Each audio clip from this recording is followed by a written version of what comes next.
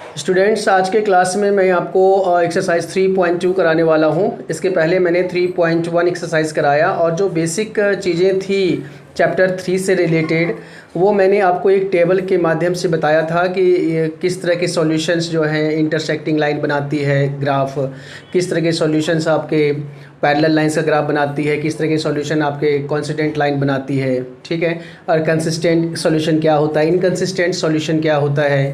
तो ये सारी चीज़ें हम लोग पिछले क्लास में डिस्कस कर चुके हैं। अगर आपने इन चीज़ों को नहीं देखा है तो आप पिछली वीडियोज़ को ज़रूर देख लीजिए ताकि आपको इसके बेसिक के बारे में पूरा पता चल जाए। तो चलिए स्टार्ट करते हैं एक्सरसाइज 3.2 और क्वेश्चन नंबर इसका 1 का फर्स्ट पार्ट है। 10 students of class 10th took part in maths quiz. Total 10 students participate किए हैं। If the number of girls is 4 more than number of boys, इसमें नंबर ऑफ जो गर्ल्स है वो नंबर ऑफ बॉयज़ से 4 ज़्यादा है। Find the number of boys and girls who took part in the quiz. तो हमें नंबर ऑफ बॉयज़ और नंबर ऑफ गर्ल्स फाइंड करने हैं जो इस क्विज़ में पार्ट लिए हैं। अब इसमें क्वेश्चन जो है हमारा वो है form the pair of linear equation in following problems. इसकी लीनियर इक्वेशन फॉर्म करना है and find their solution graphically, और इसको ग्राफिकली सॉल्यूशन फाइंड करना है, ठीक है। तो पहले हम आपको सॉल्यूशन बता रहे हैं, पहले इसका इक्वेशन फॉर्म कर रहे हैं। इसके बाद जैसे हमने पिछली वीडियोस में आप देख लीजिएगा कि दो इक्वेशन फाइंड करने के बाद हम जो 3 वैल्यूज़ फाइंड करते हैं उसके बाद हम ग्राफ बनाते हैं, और ग्राफ की लाइन जहाँ पे दोनों लाइन आपस में जहाँ इंटरसेक्ट होती है वो जो कोऑर्डिनेट होती है वहाँ पे जो x और y की वैल्यू होगा वो आपका नंबर ऑफ़ बॉयज़ और नंबर ऑफ़ गर्ल्स होगा, ठीक है। चलिए स्टार्ट करते हैं इसको। Question number 1 part first. Let number of boys be x and number of girls be y. From first condition,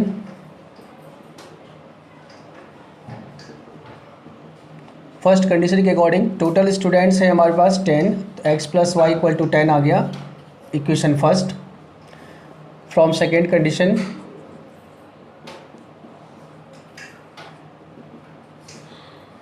second condition के अकॉर्डिंग कह रहा है number of girls is 4 more than number of boys. तो number of जो girls है हमारा x Y है, तो नंबर ऑफ गर्ल्स जो है वाई ये जो है आपका 4 मोर देन बॉयज़ है, तो बॉयज़ से 4 इसको मोर कर दो, इक्वेशन ये 2 हो जाएगा, ठीक है। तो ये 2 इक्वेशन हमें मिल चुका है, हमने इक्वेशन फॉर्म कर लिया। अब ग्राफिकली हमें सॉल्यूशन करके बताना है कि कितने नंबर ऑफ बॉयज़ हैं और कितने नंबर ऑफ गर्ल्स हैं। तो इसके लिए हम क्या करेंगे, फ्रॉम फर्स्ट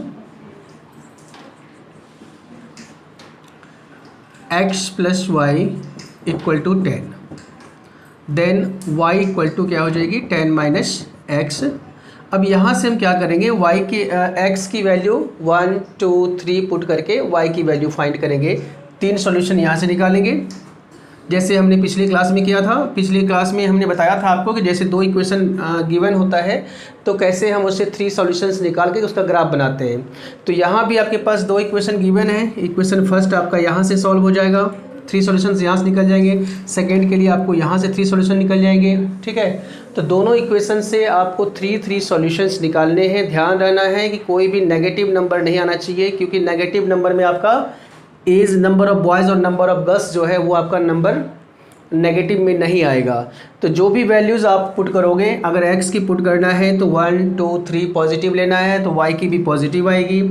यहाँ से भी जब आप x की वैल्यू 1 2 3 लोगे तो y की पॉजिटिव आएगी। तो 3 सॉल्यूशन निकालने के बाद आपको उसका ग्राफ ड्रॉ करना है। ग्राफ ड्रॉ करने के बाद ग्राफिकल जो लाइन होगी दोनों इक्वेशन का जहाँ पे इंटरसेक्ट करेगा उसका कोऑर्डिनेट लिखना है, और कोऑर्डिनेट में आगे x की वैल्यू पीछे y की वैल्यू होती है। तो जो x की वैल्यू होगी वो आपका नंबर ऑफ़ बॉयज़ हो जाएगा, और जो y की वैल्यू होगी वो नंबर ऑफ़ गर्ल्स हो जाएगा, ठीक है। इस तरह से आपको आगे सॉल्व करना है। नेक्स्ट चलिए नंबर 2।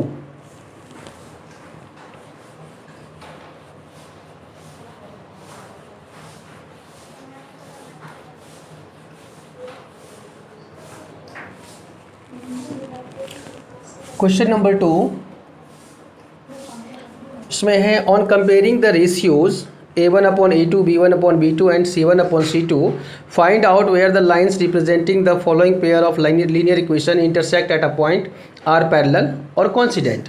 अब हमें इसके रेशियोज़ को कंपेयर करना है, वैल्यूज़ के रेशियोज़ को कंपेयर करना है, कंपेयर करके बताना है कि जो इसका ग्राफ बनेगा वो इंटरसेक्ट करेगा या पैरेलल लाइंस में बनेगा या कोइंसिडेंट लाइन में बनेगा।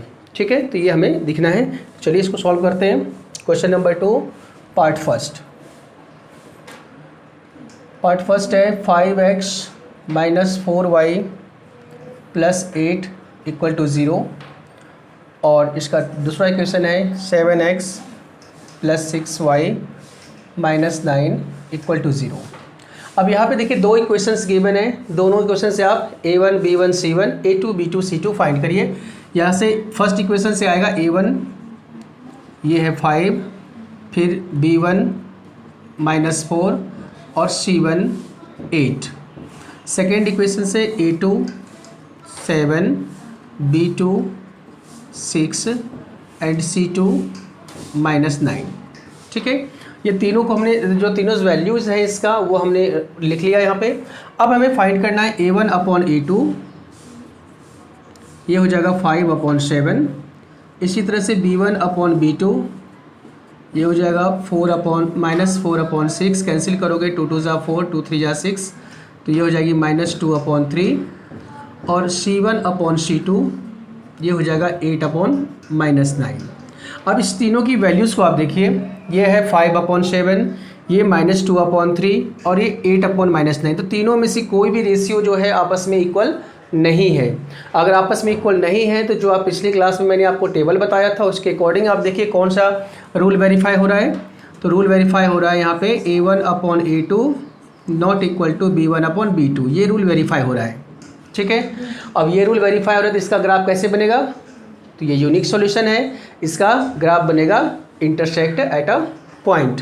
सो यहाँ पे लिखिए आप, so it has a intersecting line, ये इंटरसेक्टिंग लाइन बनाएगा यानी कि ये इंटरसेक्ट एट अ पॉइंट होगा। ठीक है, इस तरह से हमें आपको क्वेश्चंस को करना है और जैसे जैसे जो भी वेरीफाई होता जाएगा आप ये रूल्स का ध्यान रखिएगा। टेबल में मैंने बता रखा है सभी रूल्स को, जिस तरह से आपका वेरीफाई होगा उस तरह से आपको यहाँ पे लिखते जाना है कि इसका ग्राफ कैसा होगा।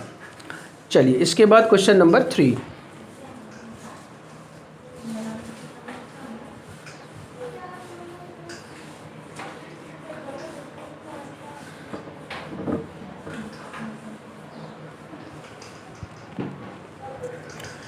क्वेश्चन नंबर 3 में ऐसे ही हमें कंपेयर करना है और बताना है कि किसका जो सॉल्यूशन है वो कंसिस्टेंट होगा या इनकंसिस्टेंट होगा। तो फर्स्ट क्वेश्चन देखते हैं।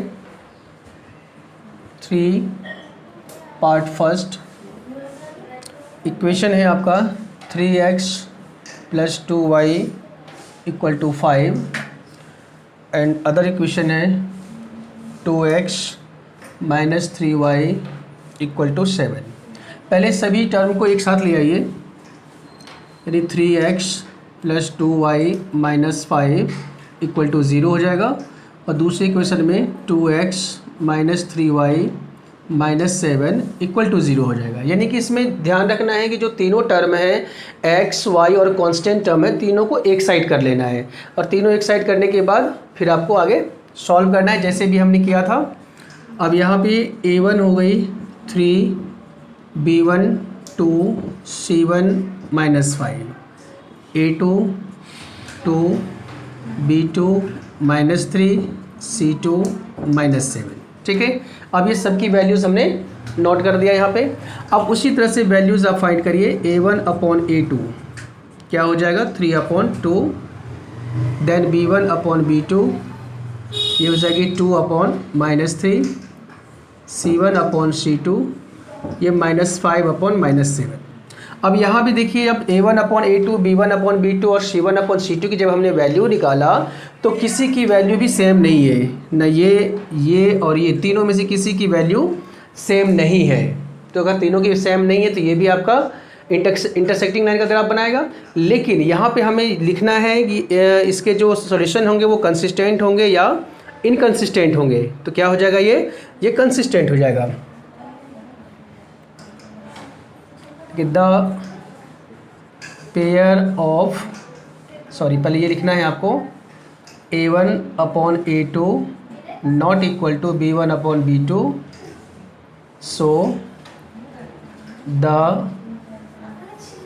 Pair of equation is consistent.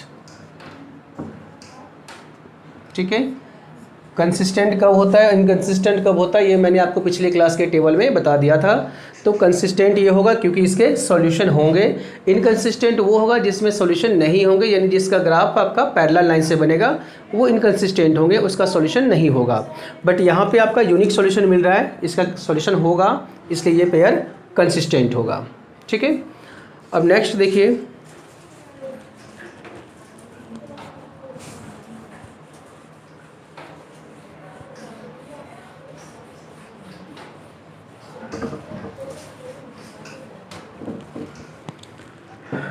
अब क्वेश्चन नंबर 4 में आपका क्वेश्चन है कि पहले आपको इक्वेशन को चेक करना है कि कंसिस्टेंट है या इनकंसिस्टेंट है। If consistent obtain the solution graphically, अगर आपको कंसिस्टेंट मिल गया तो आप उसका ग्राफ बनाएंगे और ग्राफ पे जो सॉल्यूशन आएगा, जहाँ पे इंटरसेक्ट करेगा पॉइंट, वो इसका सॉल्यूशन होगा। वहाँ पे आपको x और y की वैल्यू लिख लेना है। तो ये क्वेश्चन नंबर 4 आपको करना है। अब क्वेश्चन नंबर मैं 5 करा रहा हूँ, ध्यान दीजिए, बहुत इंपॉर्टेंट सवाल है ये।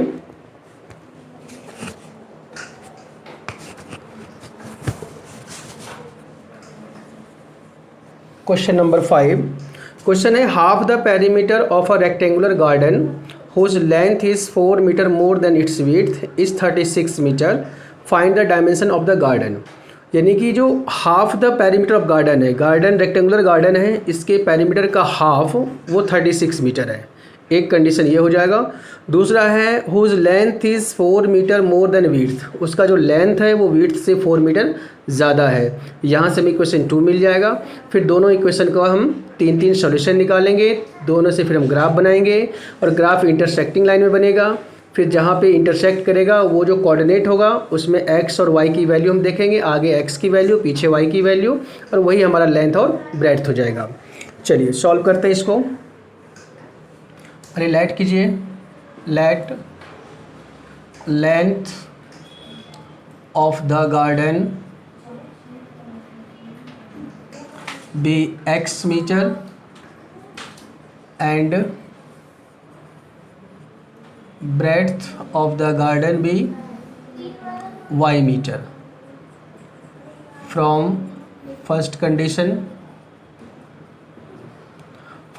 में कह रहा है हाफ द पेरीमीटर, यानी हाफ पेरीमीटर इसका है 36, तो half into perimeter of rectangle क्या होती है 2 into l plus b equal to 36।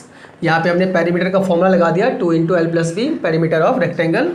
अब यहाँ से आप 2 कैंसिल कर लो तो क्या आ जाएगा l plus b equal to 36। अब एल हमारे पास x है, बी वाई है, इक्वल टू 36। तो यहाँ से हम x की वैल्यू निकाल लेंगे 36 माइनस वाई, और यहाँ पे 3 सॉल्यूशन फाइंड करना है आपको, y की डिफरेंट वैल्यू पुट करके 3 सॉल्यूशन निकाल लेना है ग्राफ के लिए। सेकेंड कंडीशन में देखिए, फ्रॉम सेकेंड कंडीशन में गिवन है whose length is 4 metre more than its width. जो लेंथ है x वो विड्थ से 4 मीटर मोर है, विड्थ से 4 ज़्यादा है।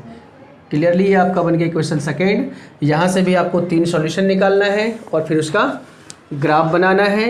इसका ग्राफ इंटरसेक्टिंग लाइन में बनेगा, जहाँ पे दोनों लाइन इंटरसेक्ट करेगा उसका जो कोऑर्डिनेट होगा उसमें x की वैल्यू आपका लेंथ हो जाएगा और जो y की वैल्यू आएगी वो उसका ब्रेड्थ हो जाएगा।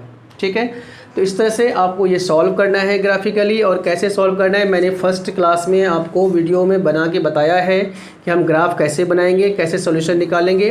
तो उसी तरह से सेम करना है, कोई भी अलग इसमें नहीं है। ठीक है, चलिए इस तरह से आपका 3.2 एक्सरसाइज पूरा हो जाता है, क्योंकि 6 नंबर में आपको एग्जाम्पल्स लिखने हैं और 7 में फिर आपका इक्वेशन गिवन है और इसका ग्राफ बनाना है। ठीक है, तो इस तरह से आप इसको करिए। एक्सरसाइज 3.2 आपका इस तरह से फिनिश हो जाता है। अब हम नेक्स्ट क्लास में एक्सरसाइज 3.3 लेके आएंगे आपके लिए, ठीक है। और इसके बाद जैसे एक्सरसाइज 3 चैप्टर हमारा 3 फिनिश होता है, फिर हम आपको प्राइवेट बुक्स में जो इम्पॉर्टेंट सम्स हैं, जो ज़्यादातर पेपर में पूछे जाते हैं, वैसे क्वेश्चंस फिर आपको कराए जाएंगे। तो इस तरह से आप लोग वीडियोस को बिल्कुल अच्छे से देखते रहिए। कहीं कोई डाउट हो तो उस कमेंट बॉक्स में आप लिख करके कमेंट करिए। अगर चैनल को सब्सक्राइब नहीं किया है तो जल्दी से सब्सक्राइब कर लीजिए, क्योंकि कंप्लीट सिलेबस आपको मैथ्स का इस चैनल पे कराया जाएगा। और इसे अधिक से अधिक स्टूडेंट्स में, अधिक से अधिक फ्रेंड्स के बीच इसको शेयर कीजिए, लाइक कीजिए। Thank you.